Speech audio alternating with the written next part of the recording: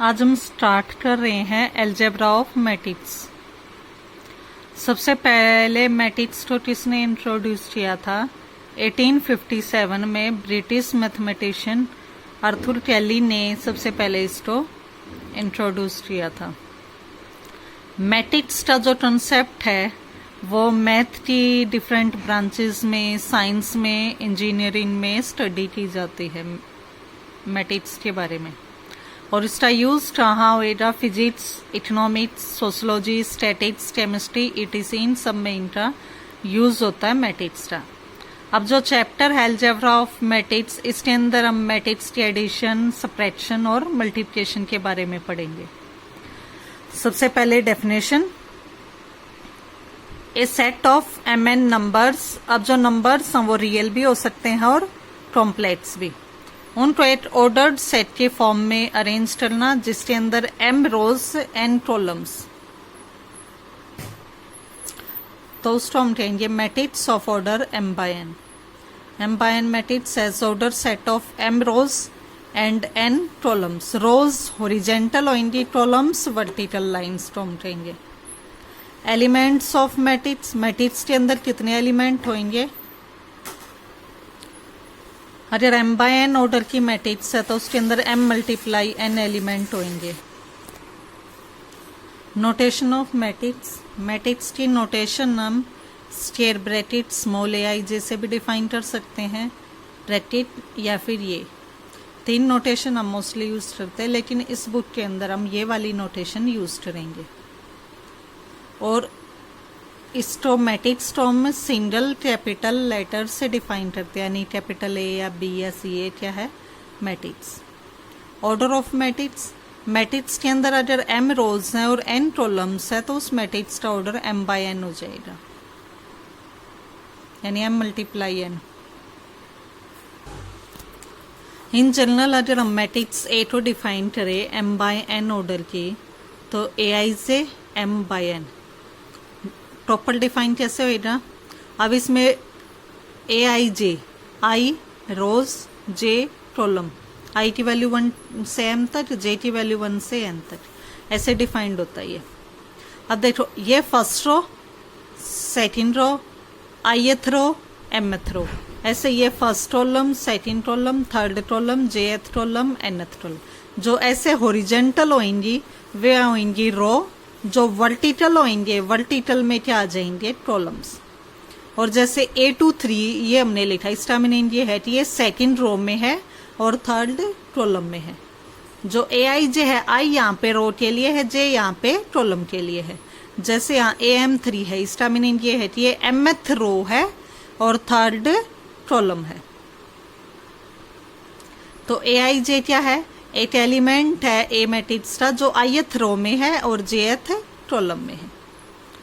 ये है जैसे एग्जांपल। अब ए मैट्रिक्स इसमें देखें तो इसमें रोज कितनी है? नंबर ऑफ रोज 2 और कॉलम 3, तो इस मैट्रिक्स का ऑर्डर हो गया 2 by 3, क्योंकि इसमें 2 रो हैं और 3 कॉलम है। अगर हम मैट्रिक्स बी देखें तो इसमें 3 तो रो हैं और 3 ही कॉलम है, तो इस मैट्रिक्स का ऑर्डर हो गया 3 by 3। Clear? Diagonal element of a matrix, किसी मैट्रिक्स के diagonal element, matrix A AIJ, तो उस मैट्रिक्स के डायगोनल एलिमेंट कौन से होंगे? जिसमें आई और जे दोनों सेम हो, यानी क्या हो? A11, A22, A33, ये वाले जो एलिमेंट हैं अप टू सोन, ये सारे सभी एलिमेंट कैसे एलिमेंट है? Diagonal element. जैसे हम इसमें देखें तो A11, A22 अप टू सोन ए, ये तो नहीं बोल सकते, यानी जैसे A11, A22, A33, A44 जो यहाँ आएंगे सभी एलिमेंट वे कौन से हो जाएंगे? Diagonal element. Principal diagonal of a matrix, जैसे मैट्रिक्स है, मैट्रिक्स के डायगोनल के एलिमेंट्स को लेकर एक सेट के फॉर्म में बनाना। मैट्रिक्स के डायगोनल के एलिमेंट थे 1, 3 और 4, इनको एक सेट के फॉर्म में बनाएंगे तो उसको हम बोलेंगे प्रिंसिपल डायगोनल।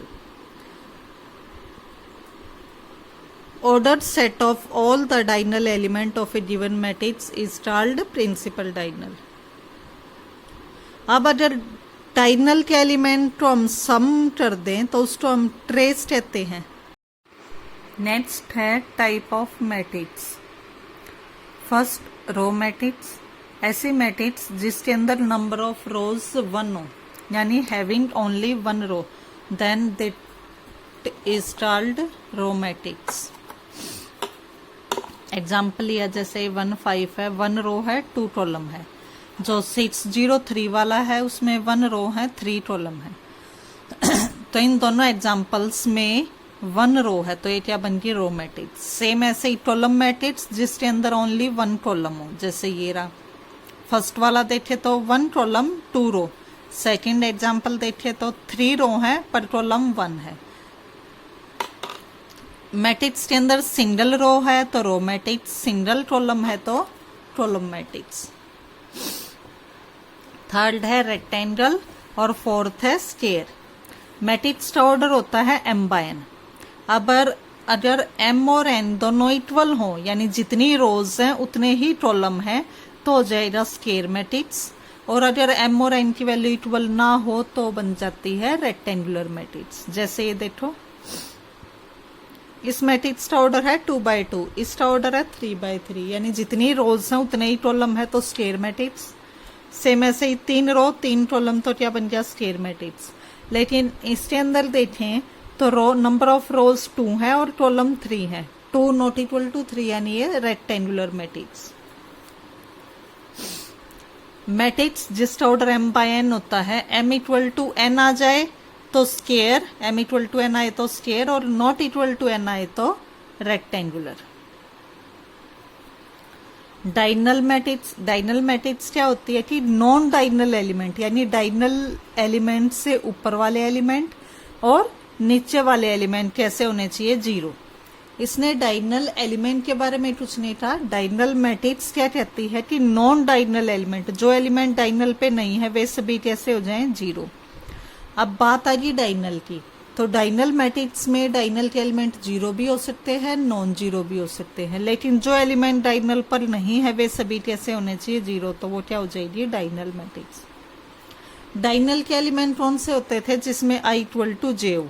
अब इसने था नॉन डायगोनल, यानी i not equal to j वाले एलिमेंट सभी कैसे हो जाएं 0, जैसे a और b मैट्रिक्स रही। अब डायगोनल पे चाहे तो ये एलिमेंट 0 है या नहीं है, लेकिन डायगोनल से ऊपर वाले एलिमेंट और डायगोनल से नीचे वाले एलिमेंट कैसे होने चाहिए 0। अब सिर्फ डायगोनल के ही एलिमेंट है तो इसकी नोटेशन ये भी हो जाती है DIAG का मतलब है डायगोनल के एलिमेंट सिर्फ, और ये एलिमेंट जैसे इसमें आ जाएगा डायगोनल और ब्रैकेट के अंदर 2 7, इसके लिए क्या आ जाएगा ब्रैकेट के अंदर 3 5 1, ये लिखा हुआ जैसे नोटेशन। क्लियर। फिर है स्केलर मैट्रिक्स। स्केलर मैट्रिक्स क्या कहती है कि डायगोनल के अंदर तो एक फिक्स एलिमेंट हो, जैसे 8 पे 3 है तो सब पे डायगोनल के एलिमेंट पे 3 3, एक फिक्स कांस्टेंट हो, और उससे ऊपर नीचे क्या हो 0, यानी नॉन डायगोनल के एलिमेंट तो 0 और डायगोनल के एलिमेंट सभी सेम हो, इक्वल हो, या तो 3 3 3 या 5 5 5 इस टाइप से, तो उसको हम बोल देते हैं स्केलर मैट्रिक्स। नेक्स्ट है यूनिट मैट्रिक्स या फिर आइडेंटिटी मैट्रिक्स। ये क्या कहती है आइडेंटिटी मैट्रिक्स की डायगोनल के एलिमेंट तो 1 हो लेकिन नॉन डायगोनल एलिमेंट सभी कैसे हो 0, तो उसको हम बोल देंगे आइडेंटिटी मैट्रिक्स। ये 1 ऑर्डर की आइडेंटिटी मैट्रिक्स है, 2 ऑर्डर की और 3 ऑर्डर की। अब स्केलर मैट्रिक्स जो होती है उनको हम आइडेंटिटी मैट्रिक्स कब बोलेंगे जब वो जो सेम कांस्टेंट है k की वैल्यू क्या हो जाए 1। नेक्स्ट आ जाती है triangular matrix. Triangular matrix 2 type से हैं, अपर ट्रायंगुलर और लोअर ट्रायंगुलर। अपर ट्रायंगुलर कब होएगी मैट्रिक्स जब बिलो डायगोनल एलिमेंट क्या आ जाए 0। जैसे देखो डायगोनल के एलिमेंट्स जो है ये प्रिंसिपल डायगोनल जो है उनसे नीचे वाले सभी एलिमेंट अगर 0 हो जाए, यानी जो भी एलिमेंट हो डायगोनल पे है या उससे ऊपर है, अपर ट्रायंगुलर। ऐसे ही अपोजिट कर देंगे, डायगोनल से अपर वाले सारे एलिमेंट 0 हो जाए, यानी बिलो में रहे सारे एलिमेंट तो क्या हो जाएगा lower triangular matrix. It is a square matrix in which all the element above the principal diagonal are 0। Above वाले 0 हो जाएंगे तो लोअर बन जाएगी, लोअर वाले 0 हो जाएंगे तो अपर बन जाएगी। नेक्स्ट है जीरो मैट्रिक्स या नल मैट्रिक्स, ऐसी मैट्रिक्स जिसके सभी एलिमेंट ऐसे हो जाएं जीरो, तो उसको हम बोलेंगे जीरो मैट्रिक्स। फिर है कंपैरेबल मैट्रिक्स। कोई मैट्रिक्स कंपैरेबल कब होती है, जब उन दोनों की नंबर ऑफ रोज सेम हो और नंबर ऑफ कॉलम सेम हो। जैसे ए और बी मैट्रिक्स देखिए, ए में नंबर ऑफ रोज 2 है और कॉलम 3 है, यानी या फिर ऐसे बोलो कि आप वो सेम ऑर्डर हो। इस मैट्रिक्स का ऑर्डर 2/3 है, इसका ऑर्डर भी 2/3 है, तो दोनों कंपैरेबल है। लेकिन जब हम बात सी की करें तो सी का ऑर्डर कितना है, 3 रो 2 कॉलम, यानी 3/2 है, तो ये ए सी के साथ कंपैरेबल नहीं है, ना ही बी सी के साथ है। ए और सी आपस में कंपैरेबल है। कब होती है कंपैरेबल, जब ऑर्डर सेम हो। फिर है इक्वल मैट्रिक्स। इक्वल मैट्रिक्स के लिए 2 कंडीशन है, पहला सेम ऑर्डर और सेकंड क्या है कि अंदर के एलिमेंट भी सेम हो। जैसे देखो ये दोनों मैट्रिक्स इक्वल कब होंगी, यहाँ फर्स्ट एलिमेंट 3 हो और यहाँ ए है, तो ए की वैल्यू 3 के इक्वल हो जाए, 8 बी के इक्वल, 0 सी के इक्वल। ये थी इक्वल मैट्रिक्स।